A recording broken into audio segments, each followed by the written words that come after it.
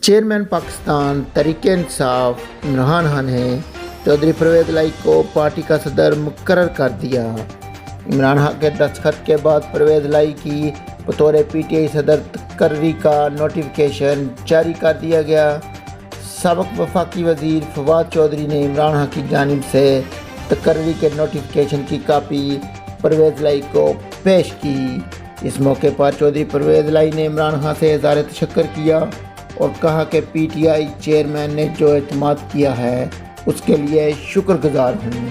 انہوں نے کہا کہ عمران خان کے ساتھ ڈٹ کر آئین اور قانون کی سربلندی کی جدوجہد کریں گے۔ پی ٹی آئی چیئرمین ملک میں آئین قانون اور عام آدمی کی جنگ لڑ رہے ہیں۔ چودھری پرویز الہی نے مزید کہا کہ عمران خان کا راستہ روکنا حکومت کے بس کی بات نہیں، وہ عوام کے دلوں میں بس چکے ہیں۔